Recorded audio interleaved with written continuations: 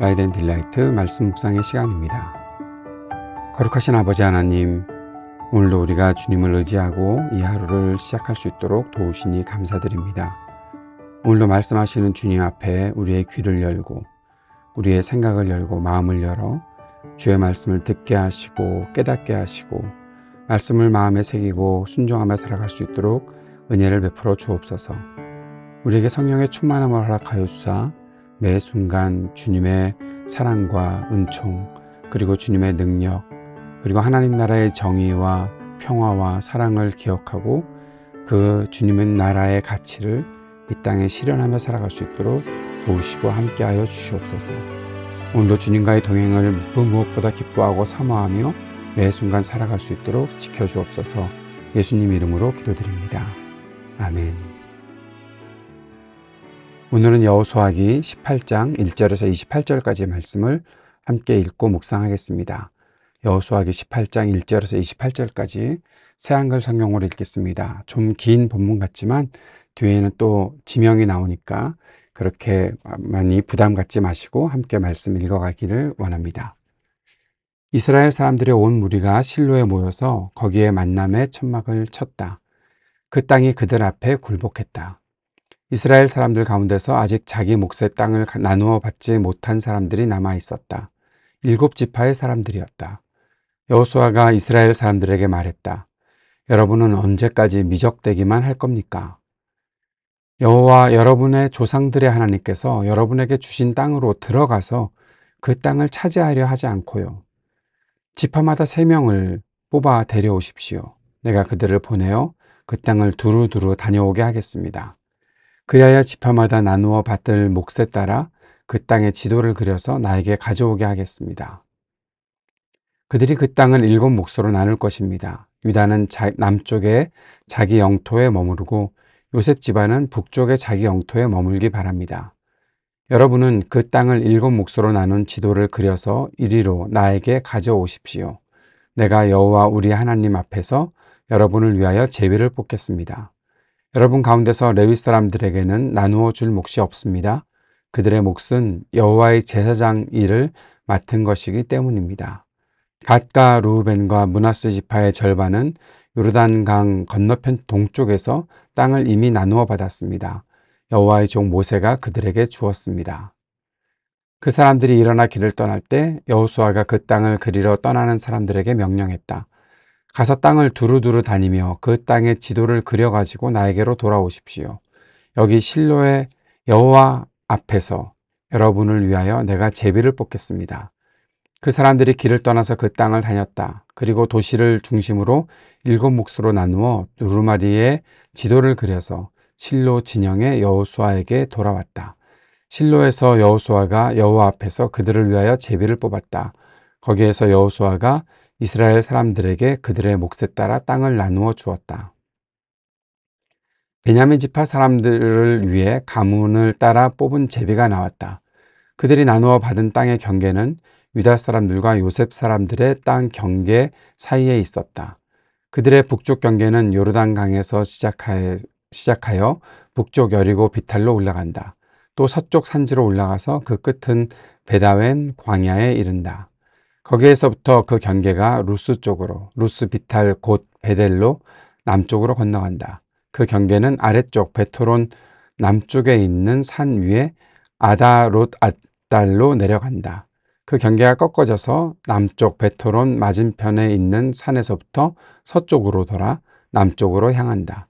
그 끝은 유다 사람들의 도시 기럇바알 곧 기럇 여아림에 이른다. 서쪽이 이러했다. 남쪽은 기럇 여아림 끝에서 시작한다. 그 경계가 서쪽으로 나아간다. 넵도하흐의 물이 솟는 샘으로 나아간다. 그 경계는 북쪽으로 라바 사람들의 골짜기에 있는 베틴놈 골짜기 맞은편에 있는 산자락으로 내려간다. 이어서 여부스 사람들의 비탈을 따라 남쪽으로 베닌놈 골짜기를 내려가서 엔로겔로 내려간다. 그러고는 북쪽으로 꺾어져서 엔세메스로 나아간다. 또 아둠밈 오르막 맞은편에 있는 글릴롯으로 나아간다. 그러고는 보안의 돌로 내려간다. 보안은 르벤의 아들이다. 다시 북쪽으로 아라바 맞은편 비탈로 건너가서 아라바로 내려간다. 그 경계가 북쪽으로 베톨글라 비탈로 건너가서 그 경계의 끝이 남쪽으로 요르단강 가장자리에서 소금바다 사해가 북쪽으로 혀처럼 내민 데에 이른다. 남쪽 경계가 이러했다. 동쪽으로는 요르단강이 경계를 이룬다. 베냐민 사람들이 가문에 따라 나누어 받은 땅의 사방 경계가 이러했다. 베냐민 지파 사람들이 가문에 따라 나누어 받은 도시로는 여리고와 베토글라와 에메크시스가 있었다. 베다라바와 스마라임과 베델도 있었다. 아윈과 바라와 오브라도 있었다. 그발 암모니와 오브니와 게바도 있었다. 도시가 12군데였는데 도시마다 그 둘레에 시골 마을들이 있었다. 기브온과 라마와 부에롯도 있었다. 미스베와 그비라와 모사도 있었다. 네겐과 이르부엘과 다랄라도 있었다. 셀라와 엘렙과 여부스 사람들의 도시인 예루살렘과 기브아와 기럇도 있었다. 도시가 14군데였는데 도시마다 그 둘레에 시골 마을들이 있었다. 베냐민 사람들이 가문에 따라 나누어 받은 땅이 이러했다. 여호수아기 18장 말씀을 오늘 읽었습니다. 18장 말씀부터 시작해서 19장 51절까지는 다른 7지파의 땅 분배에 대해서 내용이 나타나 있습니다. 다른 7지파? 그러면 나머지 지파는 언제 했지? 그런 생각이 드실 수도 있는데 우리가 유다와 에브라임, 므낫세 지파의 땅 분배에 대해서 나누었었고요. 그리고 그 전에 오늘 본문에도 설명을 하고 있지만 르우벤과 갓 지파와 므낫세의 반 지파에 대해서 이미 요르단강 동쪽편에서 땅을 나누어 주었던 그런 장면들이 있었지요. 그래서 다른 7지파의 땅 분배에 대해서 이제 말하고 있고 레위 지파는 땅을 분배받지 않았으니까요. 그런데 이제 여기 오늘 18장에서 중요한 것은 그들이 실로에 모였다라는 겁니다. 18장 1절에서 10절까지가 실로에서 모였던 이스라엘 백성이 실로에 한자리에 모였던 장면이 나타나 있습니다. 지금 19장까지의 본문이 바로 이 실로에서 있었던 일을 말하고 있는 것이죠. 실로의 이야기가 왜 중요한가? 그 사실을 우리가 보아야 하는데 실로가 이제 이스라엘의 중심지가 되고 있는 것입니다. 이스라엘은 그 정복지를 뒤에 두고 그들의 원래 신앙의 중심지라고 말할 수 있는 것이 5장에서 나타나 있는 길갈이었는데요. 이제 그 길갈에서 실로로 그 신앙의 중심지가 옮겨오는 것을 말하고 있기 때문에 이 18장은 거기에 굉장히 중요한 의미를 가지고 있다라고 보는 곳입니다. 실로가 어떤 곳인가 하면 지도를 잠깐 보시면 지도 가운데에 제가 빨간색 동그라미를 해놨는데 실로가 거기 보이시죠? 이스라엘 12지파가 가나안 땅을 차지했을 때 그 모든 지역 중에 중심에 실로가 있었다라는 겁니다. 그래서 가나안의 중심부에 위치했기 때문에 백성들이 특별하게 모이기가 쉬웠을 것이다 라고 보는 거죠. 그리고 이 실로가 어떤 곳인가 하면 나중에는 사무엘의 가족이 실로를 자주 찾았다라는 것을 사무엘기에서 우리가 볼 수 있지 않습니까? 어린 소년 사무엘이 그곳에서 엘리와 함께 살았던 곳, 그곳이 바로 실로였던 것입니다.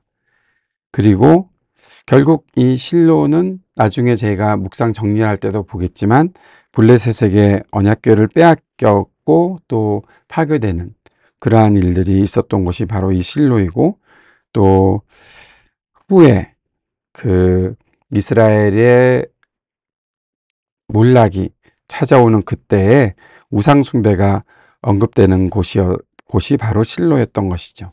우선 지금 우리가 보는 것은 이 실로가 신앙생활의 중심지가 되어가고 있다라는 것을 보여주는 아주 중요한 장면이 오늘 여호수아기 18장에 나와 있다는 것입니다. 땅 분배가 여기서 시작이 되고 이제 이스라엘이 여기서 모여 있다라는 것 자체가 굉장히 중요한 의미를 갖게 되는 것이다 보는 거죠. 지도를 잠깐 보시면서 이러한 위치에 이스라엘 지파들이 있었구나라는 것을 우리가 볼 수 있죠. 조금 전에 말씀드렸던 므낫세의 반 지파 절반이 동쪽 요르단강 동쪽에 자리하고 있고, 그 밑에 이제 르우벤과 갓 지파가 있는 것. 르우벤 지파가 좀 더 밑에 있고 갓 지파가 중간에 있는 것을 보게 되죠. 암몬이라고 있는 곳 바로 그 옆에 서쪽에 있고, 요단강이 가운데 흐르고 있고, 위에 작은 호수처럼 보이는 것이 갈릴리, 그리고 밑에 사해가 있는 것을 여러분께서 보실 것입니다.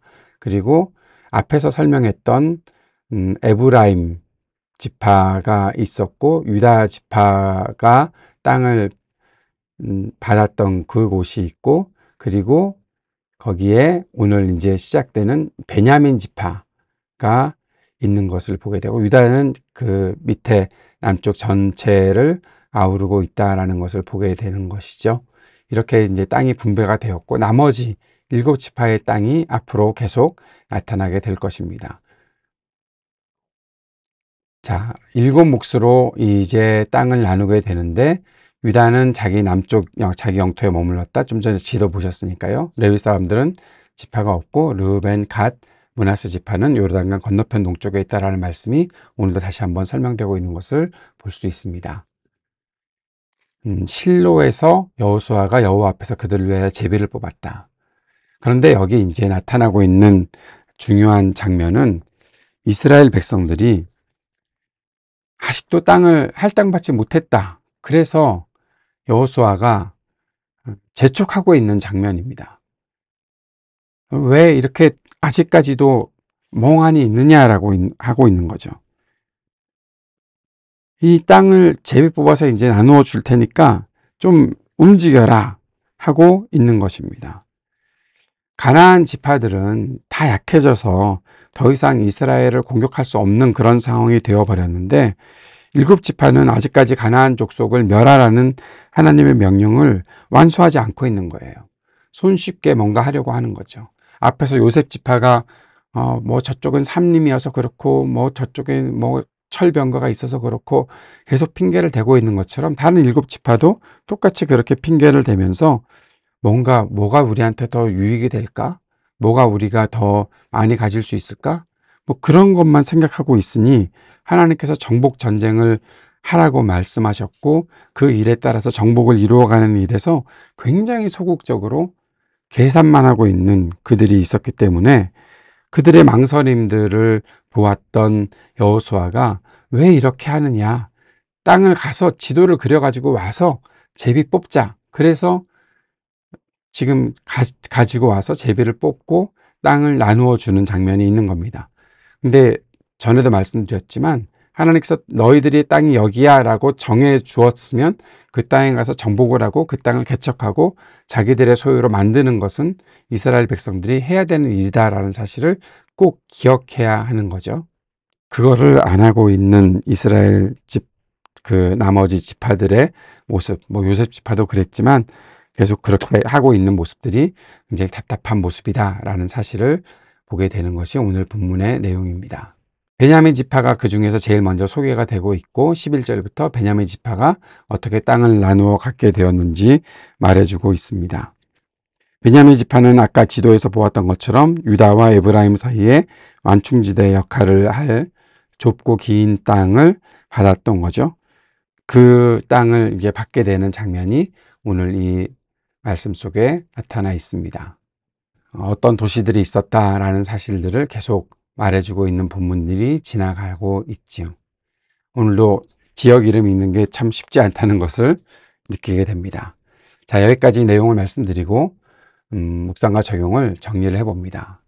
첫 번째로 실로를 보게 되면서 묵상하게 되는 것, 아까도 말씀드렸던 것처럼 이스라엘 신앙의 중심지가 되고 있다는 것을 오늘부터 보게 되고, 사무엘상 1장에도 그 장면이 나타나 있죠. 그리고 사무엘상 4장 5장에 블레셋에 의해서 파괴되는 그런 모습들이 있습니다. 그리고 우상 숭배가 있었던 것이 예레미야서 7장 또 시편 78편에도 나타나 있습니다. 그러면서 그런 질문을 던져보는 거죠. 우리는 어떤 신앙의 중심지를 가지고 있는가 하는 것입니다.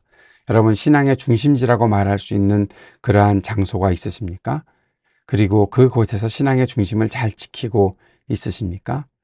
내가 갖고 있는 신앙의 중심지가 내가 속해 있는 교회다라고 확신 있게 말씀하실 수 있으십니까?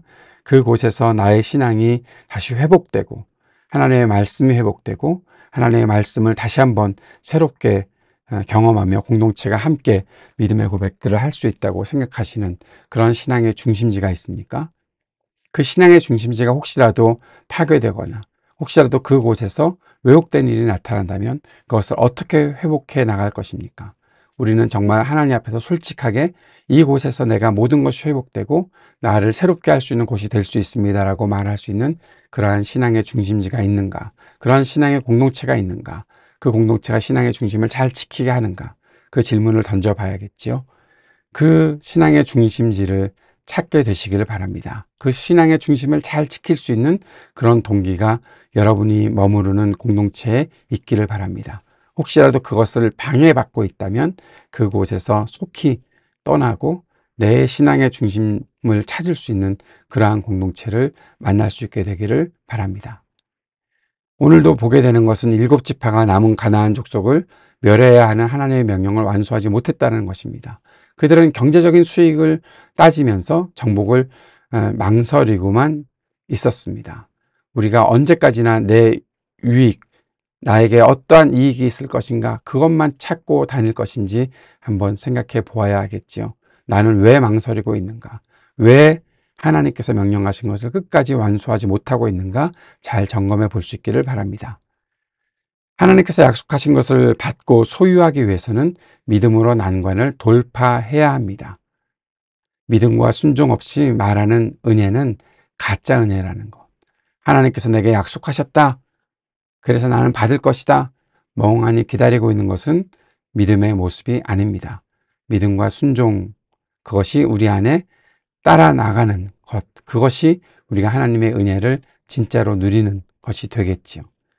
보네포 목사님은 값싼 은혜를 말씀하셨지만 저는 오늘 가짜 은혜를 말합니다.